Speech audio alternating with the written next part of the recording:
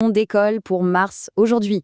Imaginez un robot détective qui parcourt la planète rouge et qui tombe sur des indices incroyables. Des indices qui nous parlent d'un très très vieux secret. On parle de joyaux rouges et de supervitamines. Accrochez-vous, l'enquête spatiale commence. Alors, cette fameuse planète rouge, est-ce qu'elle nous cache quelque chose? C'est la grande question.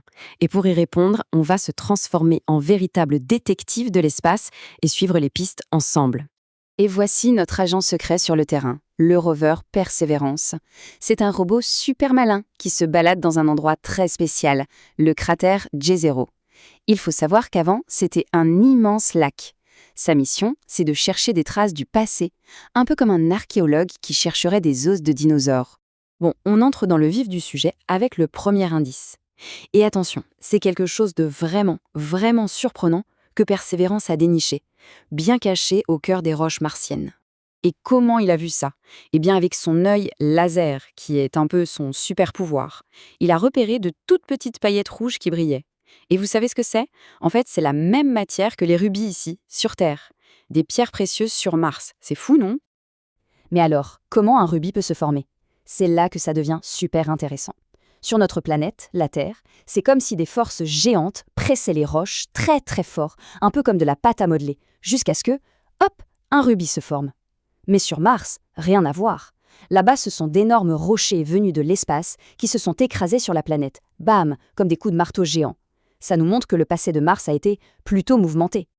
Ok, les rubis, c'est génial. Mais le deuxième indice, celui-là, il est peut-être encore plus important.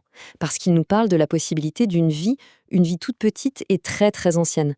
Un peu plus loin, Persévérance a analysé d'autres roches. Et là, surprise, elles contenaient une quantité record d'un métal spécial, le nickel.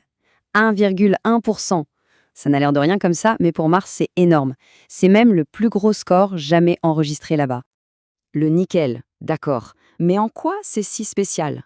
Eh bien, il faut imaginer qu'il y a des milliards d'années sur Terre, de toutes petites créatures, les microbes, adoraient le nickel. C'était comme leur super vitamine, leur plat préféré. Ça leur donnait toute l'énergie nécessaire pour vivre, un peu comme un bon goûter nous donne la force d'aller jouer. Et voilà que notre robot trouve cette même super vitamine sur Mars. Et c'est ça, le point absolument crucial. Trouver cette super vitamine sur Mars, c'est passionnant. Pourquoi? Parce que ça veut dire qu'à une époque, la planète avait peut-être les bons ingrédients, la bonne nourriture, pour que la vie puisse apparaître. Le buffet était ouvert, en quelque sorte, pour d'éventuels microbes martiens. Bon, on a des joyaux, on a des super vitamines, c'est super, mais qu'est-ce qu'on en fait maintenant?